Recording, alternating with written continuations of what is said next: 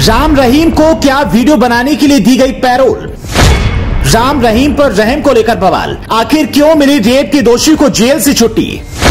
हरियाणा से दिल्ली तक पैरोल पर मचा हाहाकार, क्या चुनाव से है इसका तार? जिस राम रहीम ने रेप किया, मर्डर किए, उस पर जेल प्रशासन क्यों हुआ मेहरबान?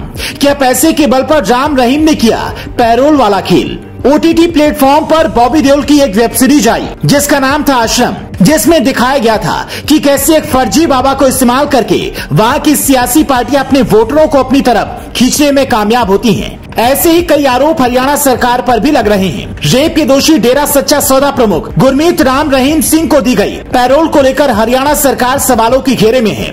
सिरसा में अपने आश्रम में 2 महिला शिष्यों से बलात्कार करने वाला राम रहीम 20 साल की जेल की सजा काट रहा है। राम रहीम को पिछले सप्ताह 40 दिनों के लिए पैरोल दी गई है, जिस पर हरियाणा से लेकर दिल्ली तक हंगामा मच गया है। दिल्ली महिला आयोग की अध्यक्ष स्वाति मालीवाल ने इसको लेकर हरियाणा सरकार पर निशाना साधा है और कहा है कि इस आदेश को वापस लिया जाना चाहिए। दिल्ली महिला आयोग प्रमुख स्वाति मालीवाल का कहना है कि गुरमीत राम रहीम एक बलात्कारी और हत्यारा है।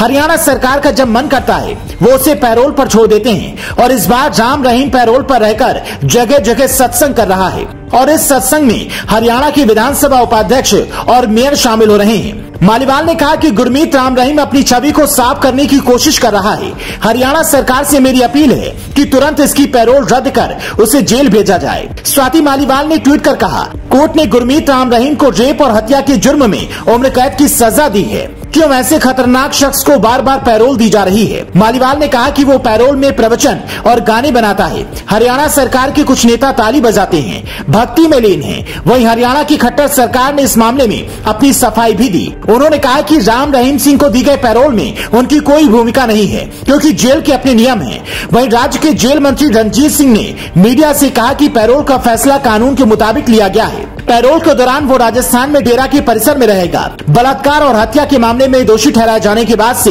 वो 2017 से सुनारिया जेल में बंद है। पिछले साल गुरमीत राम रहीम सिंह को बीमार मां से मिलने की उनकी याचिका समेत विभिन्न कारणों से 3 बार जेल से रिहा किया गया था। रेप के मामले में दोषी राम रहीम के पैरोल पर एक और एंगल सामने आ रहा है। दरअसल 3 नवंबर को हरियाणा में आदमपुर उपचुनाव और पंचायत चुनाव है। इससे पहले राम रहीम को पैरोल देना अपने आप में मामले को संदिग्ध बनाता है। राम रहीम के करोड़ों फॉलोअर्स हैं और राम रहीम अपने भक्तों को जो आदेश देंगे उसी पार्टी को वो वोट देंगे। पिछले कुछ दिनों से राम रहीम उत्तर प्रदेश के अपने बरवाना आश्रम से ऑनलाइन प्रवचन कर रहे हैं। इन प्रवचनों में उनके कई अनुयायियों ने भाग लिया, जिसमें हरियाणा की कई भारतीय जनता पार्टी के नेता भी शामिल हैं। राम रहीम इस साल तीसरी बार 40 दिन की पैरोल पर रिहा हुआ है।